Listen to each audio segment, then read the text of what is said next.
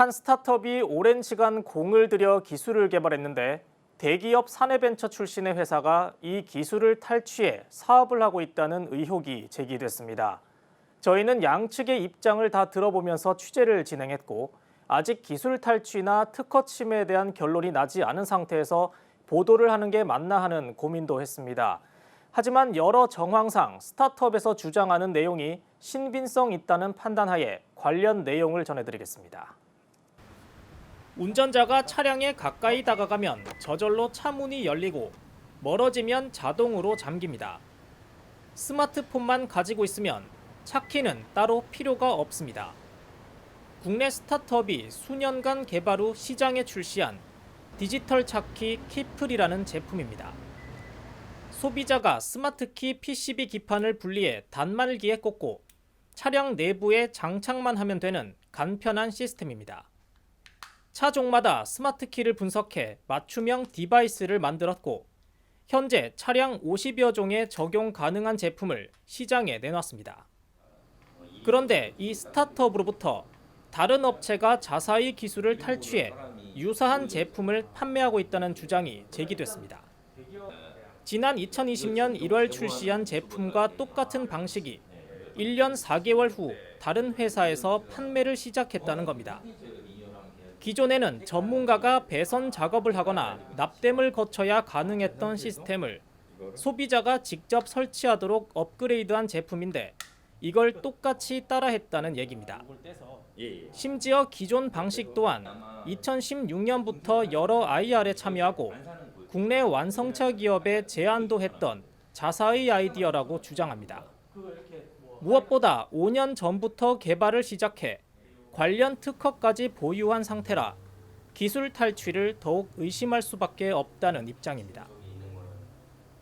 전 세계적으로 유례가 없는 기술이었거든요, 이게. 그래서 특허가 보통 우선 심사를 거친다 해도 한 6개월 정도, 3개월 정도 걸리는데 저희 40일 만에 등록이 됐어요. 자동차 키와 디바이스랑 연결하는 구조인데 그걸 지그와 포고핀을 이용해서 연결하는 구조를 저희가 특허 등록까지 받은 상태고 그걸 가지고 또 이제 시중에 유통을 하고 있는데 이제 그거랑 이제 동일한 상품이 나온 거죠. 실제로 온라인상에서 판매되는 다른 업체 제품을 확인해 보니 거의 동일한 시스템임은 틀림없었습니다. 대기업 출신의 연구진이 가지고 나온 기술이라는 점을 강조했지만 등록된 특허는 없는 걸로 확인됐습니다. 다만 독자적 기술이며 다수의 특허 출원 중이라고만 명시가 돼 있습니다.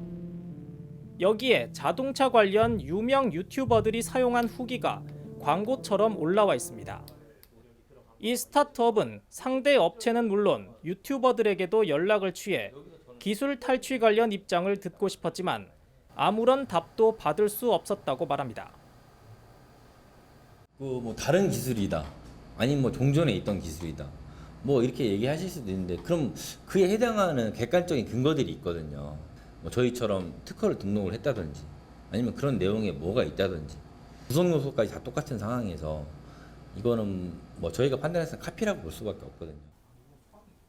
의혹을 받고 있는 업체 측에 메일을 보내 서면으로 입장을 들어봤습니다. 해당 회사는 국내 완성차 대기업으로부터 분사한 상태지만 여전히 대기업이 일부 지분을 보유하고 있었습니다. 이 업체는 자사의 디지털 차키는 오래전부터 개발해온 독자 기술이며 상대방이 주장하는 내용은 허위라고 단호하게 입장을 밝혔습니다. 첫 제품 출시는 분사 직후인 2019년 6월이기 때문에 2020년에 출시한 상대방 제품은 탈취할 대상도 아니라고 덧붙였습니다. 그러면서 영업 방해를 중단하라는 내용 증명과 특허 침해가 아니라는 검토 의견서를 보내왔습니다. 그런데 취재 결과 이 회사가 주장하는 제품 출시 시기에 어폐가 있었습니다. 2019년 6월에 나왔다는 제품은 소비자가 단말에 끼우는 방식이 아니라 스마트키를 업체로 보내면 제작해서 다시 발송해주는 형식. 키플을 만든 스타트업이 주장하는 건 소비자가 간편하게 설치하는 방식인데 이 업체가 만든 제품은 분명 올해 5월에 처음 등장했습니다. 그마저도 이미 50여 종의 디지털 차키를 완성한 키플과 비교해 현재 딱 한 종의 차량에만 적용이 가능합니다.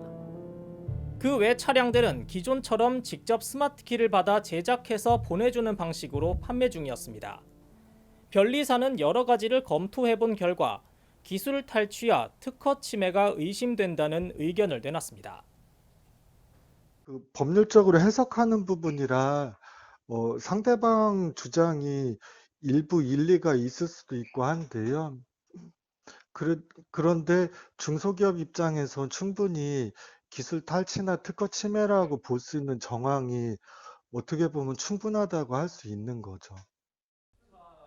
이처럼 여러 의혹에도 불구하고 작은 스타트업이 할 수 있는 건 법적 결과를 기다리는 것. 앞으로 기술 탈취를 입증하기 위해 오랜 시간과 막대한 비용을 투입해야 할지도 모릅니다. 청년창업사관학교의 높은 관문을 2번이나 통과할 정도로 전도 유망한 스타트업의 꿈을 키웠던 청년창업가는 국가가 주도해서 지원하는 스타트업의 성장이 이런 식의 장애물에 가로막혀서는 안 된다고 호소합니다. 매년 국가에서 한 1조 한 3천억 정도의 스타트업에 지원을 해주고 있는데 그 지원금을 받아서 성장해가는 스타트업을 대기업에서 이렇게 카피 제품을 내놓으면 그 스타트업은 죽을 수밖에 없거든요. 소송을 하게 되면 한 5년, 10년씩 걸리는데 5년, 10년간 뭐 소송하랴, 사업하랴 이건 좀 말이 안 되거든요. 비용도 비용이고. 채널A 산업뉴스 이창수입니다.